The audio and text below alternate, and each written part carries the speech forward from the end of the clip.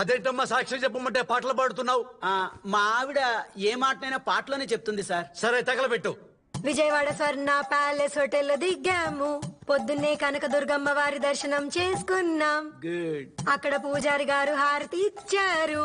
ఆ తరువాత మేం ప్రసాదం తిన్నాము. ప్రదక్షిణాలు కూడా చేశాము. ఛీ! నీ వల్ల జడ్జిమెంట్ ఇవ్వాలన్నా ఉత్సాహం మూడు మొత్తం సంకనాగిపోయినాయి. పోనీ గొంతు బాగుందా పాట వినటానికి? డబ్బాలో రాళ్ళేసినట్టు గెల గెల గెల సౌండ్లు. ఆయన అలాగంటారు, నువ్వు వదలదు. మాట్లాడండి. అలా మేం దర్శనం చేసుకున్నాం. కర్నూలుకి రిటర్న్ టికెట్ వేసుకున్నాం. గుంటూరు మీదుగా శ్రీశైలం వయా కర్నూలు వచ్చేసాం. వచ్చాము తెచ్చాము. ఇదిగో అమ్మాయి, నేను అసలే కోపదారి మనిషిని. నశ పెట్టకుండా చెప్పు. చెబుతాను, మీరు కోప్పడకండి, ప్రశాంతంగా వినండి. Very good. పాడు. ఆటోలోంచి దిగాము. కొండారెడ్డి బుర్జి వైపు నడుచుకుంటూ వస్తుంటే ఉరుముల మెరుపులతో వర్షం పడుతోంది. అప్పుడే అక్కడికి వరలక్ష్మి వచ్చింది. మేము చూస్తుండగానే ఒక మనిషి గొంతు కత్తితో ఫసక్కుమని కూసింది. అతను అప్పుడు విలవిలలాడుతూ ప్రాణాలు వదిలాడు.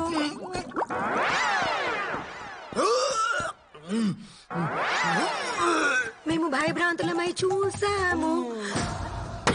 ఆపమ్మా, అవతల కొన్ని జీవితాలు నాశనం అయిపోతున్నాయి. చూడండి, కోర్టులో లాయరు ఇక్కడే వాంతులు చేసుకున్నాడు. సేఫ్టీ విరోచనాలు కూడా అయినాయి. ఏమయ్యా, అతన్ని పెద్ద హాస్పిటల్లో చూపించండి. భారత రాజ్యాంగం ప్రకారం వాకు స్వాతంత్రం ఉంది కాబట్టి నేను మిమ్మల్ని వదిలేస్తున్నాను. లేదంటే నేనే మీ మీద కేసేసేవాడిని. వేసుకోండి. అమ్మా, నువ్వు మాట్లాడు మాకు. ఏమయ్యా, నువ్వు విట్నెస్ చెప్తావు కదా, నువ్వు మొగుడువే కదా, నువ్వు స్పాట్ లో ఉన్నావు కదా, నువ్వు చెప్పు సాక్ష్యం.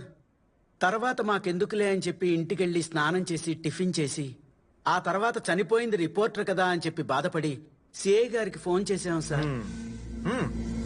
అంతా బాగుంది సార్, కానీ చనిపోయింది ఒక రిపోర్టర్ మీకు ఎలా తెలుసు?